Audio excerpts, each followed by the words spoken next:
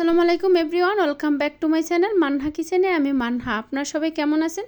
আশা করি আল্লাহর রহমতে সবাই অনেক অনেক ভালো আছেন। আজকের কেকটা একটু দেখতে অন্যরকম, তাই না? হ্যাঁ, সম্পূর্ণ অন্যরকম। এবং এই কেকটা আমি যাদেরকে খাইয়েছিলাম তাদের নিয়ে আমি একটি ভিডিও বানিয়েছিলাম, সেটাও আজ দেখতে পারবেন। অবশ্যই সম্পূর্ণ ভিডিওটি দেখবেন। এই কেকটা যার জন্য বানিয়েছিলাম সে এই কেকটা ধরতেও পারেনি, খেতেও পারেনি, ছুঁতেও পারেনি, কিন্তু তার জন্যই আমি এই কেকটা বানিয়েছিলাম তার বার্থডে উপলক্ষে। সম্পূর্ণ ভিডিওটি দেখবেন, অনেক অনেক টিপস এবং সুন্দর সুন্দর ভিডিও থাকবে আজকের এই কেকটাতে। প্রথমে আমি কেকের বেস বানিয়ে নিয়েছিলাম, আর সেটা এখানে দেখানো হয়নি, তাহলে ভিডিওটা অনেক লং হয়ে যেত। এই কেকটা ছিল 2 পাউন্ডের ভিতরে। মাশাআল্লাহ, কেকটা এতটাই মানে আমি যখন বানিয়েছি আমার নিজের কাছে এতটা ভালো লেগেছে, কিন্তু যার জন্য বানালাম কিন্তু সে কিন্তু খেতেও পারেনি, সতেও পারেনি, কিন্তু তার জন্য আমি এতটা স্পেশাল করে বানিয়েছিলাম যা আপনাদেরকে আমি বলে বোঝাতে পারবো না। আরও 1 থেকে 2 মাস আগে উনি আমাকে বলেছিল ওনার বার্থডে আগস্টের 12 তারিখে ওনার জন্য একটি কেক বানিয়ে অসহায় মানুষদের খাওয়াতে। তারপর কয়েক মাসের বেশি হয়ে গেছে, ওনার সাথে আমার কোনো কথাও হয়নি, বাট আমার স্মরণে ছিল যে তার বার্থডে 12 তারিখে, আর আমি ওনার বার্থডেতে একটি কেক বানাবো। এটা আমি স্মরণে রেখেছিলাম। আমি মামাদের দেশে অসহযোগ আন্দোলনের কারণে আমি ভাবছিলাম যে আমি হয়তো আর গুলশানে যেতে পারবো না, কারণ আমার অনেক জিনিস ছিল না। আমার চকলেট শেষ হয়ে গেছিলো, ক্রিম শেষ হয়ে গেছিলো, দেশের অবস্থা এতটাই খারাপ ছিল, আমি ভাবছি হয়তো কেকটা বানানো হবে না। তারপরে আমি 1 তারিখে আগস্টের গুলশানে মালামাল কিনতে গেলাম, তখনই আমি এই ছবিটা মানে করে নিয়ে আসছিলাম। আমি ওনার ফেসবুক আইডি থেকে স্ক্রিনশট দিয়ে ছবিটা নিয়ে তারপরে ছবিটা করে নিয়েছিলাম, বাট ওনার সাথে আমার কোনো যোগাযোগ ছিল না, আর অনেক দিন তো নেট বন্ধ ছিল। তারপর ছবিটা করে এনে আমি বাসায় রেখে দিয়েছিলাম। আর আপনারা ভিডিওতে লক্ষ্য করবেন যে আমি এই কেকটাতে কী পরিমাণে চকলেট গানাশ ব্যবহার করেছিলাম। এখানে আমি কোনো মানে সুগার সিরাপ ব্যবহার করিনি, এখানে আমি সুগার সিরাপ বদলে ব্যবহার করেছিলাম চকলেট গানাশ। এই চকলেটটা আমি লিকুইড করে বানিয়েছিলাম। এখানে আমি চকলেট নিয়েছিলাম, কত গ্রাম নিয়েছিলাম আমার বাট খেয়াল নেই। তারপর তার সাথে আমি লিকুইড দুধ দিয়ে তারপরে গানাশটা বানিয়ে নিয়েছিলাম একটু লিকুইড করে। তারপরে আমি প্রথমে লেয়ার বসিয়ে ভিতরে অনেক গানাশ দিলাম সুগার সিরাপের পরিবর্তে। তারপরে আমি দিয়ে দিলাম ক্রিমের উপরেও আমি গানাশ ব্যবহার করেছিলাম। সো অনেক আমি করেই কেকটা বানিয়েছিলাম। আসলে এটা মনের টানে বানিয়েছিলাম। উনি কিন্তু আমাকে বলেছিল, আমি কিন্তু না বানালেই পারতাম, বাট এটা কিন্তু একটা মনে টানিয়ে বানানো হয়েছে। যাই হোক, তারপরে আমি উপরের মাঝের লেয়ারটা বসিয়ে দিলাম। মাঝের লেয়ারটা বসানোর পরে তারপরে আবারও আমি সেই চকলেট গানাশ দিয়ে দেব। আর এখানে আমি প্রচুর পরিমাণে চকলেট গানাশ ব্যবহার করেছিলাম। এরকম ইয়ামি চকলেট গানাশ দিয়ে কেক বানালে অনেক টেস্টি এবং ইয়ামি হয়। বাট এই কেকটা কিন্তু আমি আমার মাদ্রাসার বা কিছু অসহায় বাচ্চাদের খাইয়েছিলাম, যারা কখনোই কেক এরকম কিনে খেতে পারবে না ওনাদের মতন, কারণ উনি বলেছিল অসহায় বাচ্চাদের খাওয়াতে। আর উনি তো অনেক দূরে, সেই পূর্বাসে থাকে, সে তো আর খেতে পারবে না। তারপর অনেক ইয়ামি করে বানিয়েছি, কারণ তো মানে আমি অনেক ইয়ামি করে বানিয়েছি যে উনি খেতে পারবে না, বাট এটা আমরা বাসায়ও খাবো না। তারপর এত ইয়ামি করে বানানোর কারণটা হলো আপনারা বুঝে নেবেন, আর বলবো না। তারপরে এখন আমি ক্রিম দিয়ে তারপর উপরে আবারও চকলেট গানাশ দিয়ে দেবো। তারপর তো 1 তারিখে আমি ছবিটা করে এনে বাসায় রেখেছিলাম। তারপর তো দেশে অনেক অবস্থা খারাপ। তারপর 5 আগস্ট আমাদের দেশ আবার নতুন করে স্বাধীন হলো। তারপর ভাবলাম না, এখন আমি বানাতে পারবো বা ওনার সাথেও যোগাযোগ হবে, ওনাকে দেখাতে পারবো। তারপরে এরকম করে আমি কেকটা বানিয়ে আমি এটা 11 তারিখ রাতে বানিয়েছিলাম, মানে সন্ধ্যার থেকে বানিয়েছিলাম। চেয়েছিলাম হয়তো 12টার ভিতরে পিকটা ওনাকে আমি মেসেঞ্জারে সেন্ড করবো, কিন্তু আমি পাইনি, আমার অনেক লেট হয়ে গেছিলো। ওই দিন আরও 2-3টা কেকের অর্ডার ছিল আমার।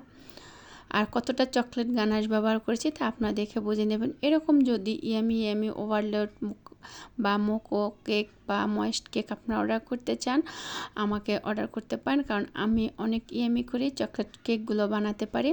আপনি আমার কাছে অর্ডার করতে পারেন, কোনো সমস্যা নেই।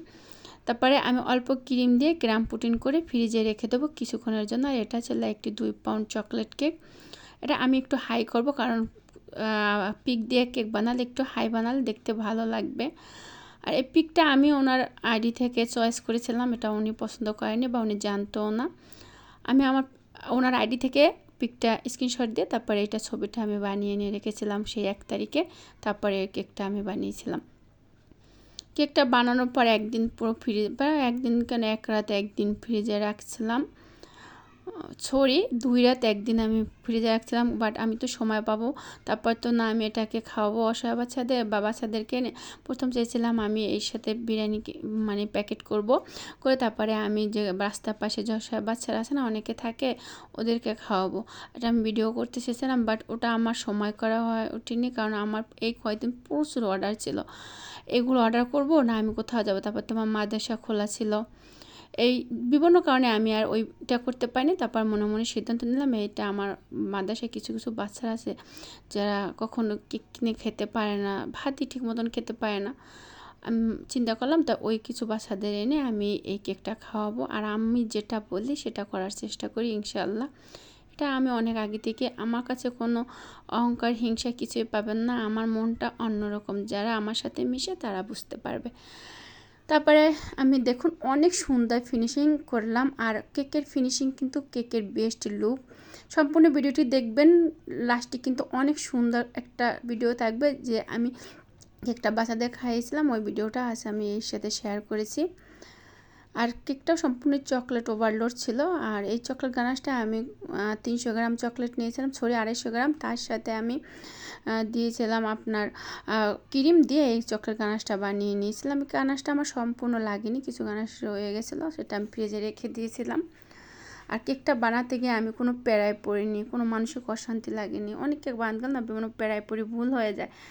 আমার মনে হয় এই কেকটা বানাতে গিয়ে আমি অনেক শান্তি, মানে এটা কেন হয়েছে আমি জানি না, মানে আমার কোনো প্রেশারই মনে হয়নি কেকটা বানাতে গিয়ে, খুব সুন্দর করে বানাতে পেরেছিলাম এই কেকটা। সো আমার দেখুন বানানো শেষ, আমি কিন্তু কিছুক্ষণ ফ্রিজে রেখেছিলাম, অনেকক্ষণ, প্রায় আধা ঘন্টার বেশি ফ্রিজে রেখে এবার আমি পিকটা দিয়ে দেবো।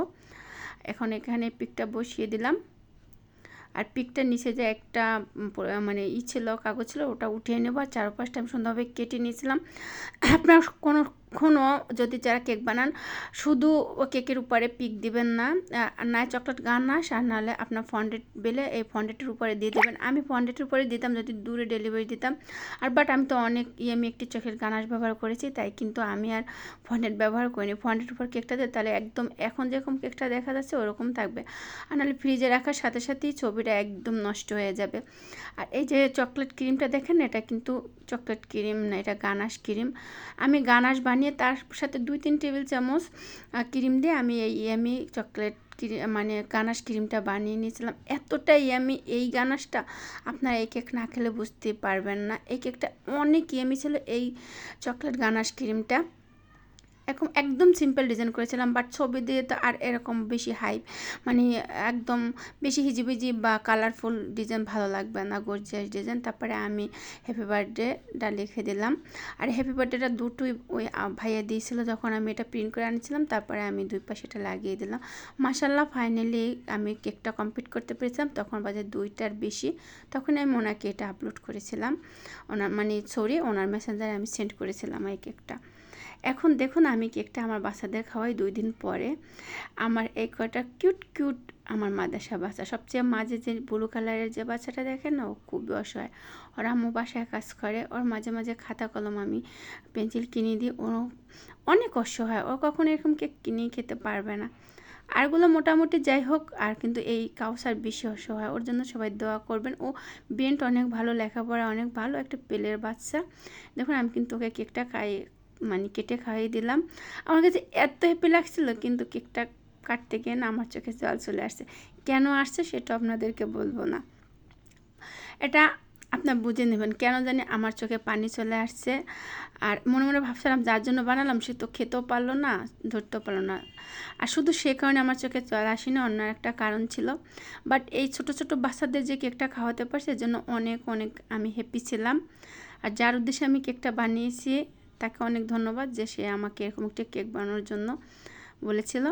তারপরে আমি কেকটাকে খুব সুন্দর করে সাইজ করেছিলাম, আমি আরও কয়েকজনকে বক্স ভরে দিয়েছিলাম আমার।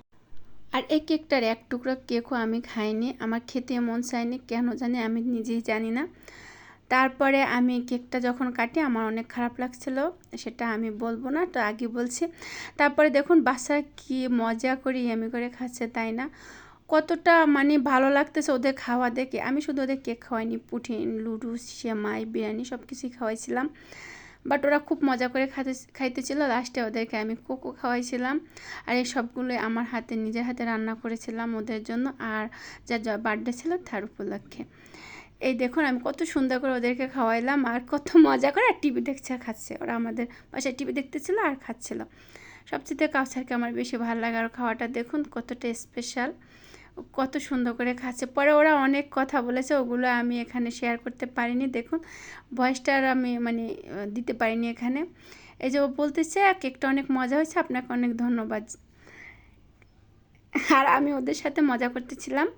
ভিডিওটি ভালো লেগে থাকলে সাবস্ক্রাইব করে আমার সাথে থাকবেন, আর বেশি ভালো লাগে থাকলে আপনারা শেয়ার করে আপনার সবাইকে ভিডিওটি দেখার সুযোগ করে দেবেন। এই যে সব স্টুডেন্টরা সবাই ভালো থাকবেন, সুস্থ থাকবেন। আল্লাহ হাফেজ।